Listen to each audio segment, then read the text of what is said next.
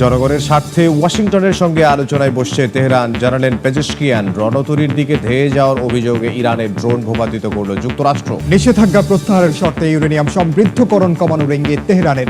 মার্কিন জাহাজকে ইরানের জলসীমা এড়িয়ে চলার পরামর্শ যুক্তরাষ্ট্রের। ট্রাম্পকে দেয়া প্রতিশ্রুতি ভঙ্গ করে ইউক্রেনের জ্বালানি স্থাপনায় হামলা রাশিয়ার, ৩ জন নিহত, আহত ১৫। বিদ্যুৎ না থাকায় তীব্র শীতে চরম দুর্ভোগে লাখো মানুষ।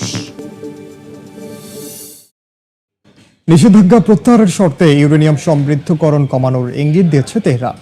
তবে পারমাণবিক কর্মসূচি, অভ্যন্তরীণ দমন পীড়ন আর মধ্যপ্রাচ্যে মার্কিন সামরিক উপস্থিতি সব মিলিয়ে সংকট এখনও স্পর্শকাতর। এদিকে নিজেদের জাহাজগুলোকে ইরানের জলসীমা থেকে যতটা সম্ভব দূরে থাকার আহ্বান জানিয়েছে যুক্তরাষ্ট্র। এর মধ্যেই আটক হওয়া ইরানের নোবেল জয়ী শিরিন নার্গিস মোহাম্মদের ৭.৫ বছরের কারাদণ্ডের খবরে গভীরভাবে উদ্বেগ জানিয়েছে ফ্রান্স। ইরানের সম্ভাব্য সামরিক পদক্ষেপে আপাতত বিরতি দিয়েছে যুক্তরাষ্ট্র, যদিও এটা কোনো স্থায়ী সমাধান নয় বলে মনে করছেন বিশ্লেষকরা। তাদের দাবি, এই সিদ্ধান্তে ওয়াশিংটন কৌশল বদলেছে মাত্র, কিন্তু লক্ষ্য বদলায়নি। এরই মধ্যে পরমাণু ইস্যুতে আলোচনার মাধ্যমে তেহরানের ওপর চাপ বৃদ্ধি ও যুদ্ধের প্রস্তুতি দুটোই বহাল রাখার ইঙ্গিত দিয়েছেন মার্কিন প্রেসিডেন্ট ডোনাল্ড ট্রাম্প। উত্তর কোরিয়ার সেনাবাহিনীকে আরও সমৃদ্ধ করার প্রতিশ্রুতি দিয়েছেন উত্তর কোরিয়ার সর্বোচ্চ নেতা কিম জং উন।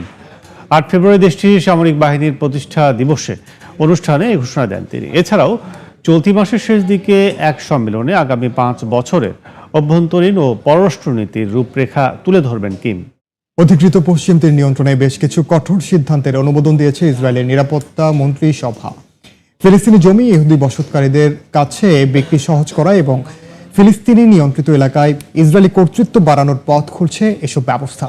এই সিদ্ধান্তকে দখলদারিত্ব ও গোপন সংযুক্তিকরণ হিসেবে আখ্যা দিয়ে তীব্র প্রতিক্রিয়া জানিয়েছে ফিলিস্তিন, আরব দেশগুলো ও ইউরোপীয় ইউনিয়ন। ইসরায়েলের এমন পদক্ষেপের বিরোধিতা করেছে হোয়াইট হাউস। মধ্যপ্রাচ্য ও উত্তর আফ্রিকায় নিরাপত্তা অংশীদার হিসেবে নিজেদের অবস্থান জোরালো করতে চায় পাকিস্তান। লিবিয়া ও সুদানের সঙ্গে বড় অস্ত্র চুক্তি তারই ইঙ্গিত দিচ্ছে। তবে নিজ দেশে বাড়তে থাকা সন্ত্রাস, সীমান্তে অস্থিরতা আর অর্থনৈতিক দুর্বলতা এই উচ্চাকাঙ্ক্ষাকে কতটা টেকসই করবে তা নিয়েই প্রশ্ন তুলছেন বিশ্লেষকরা।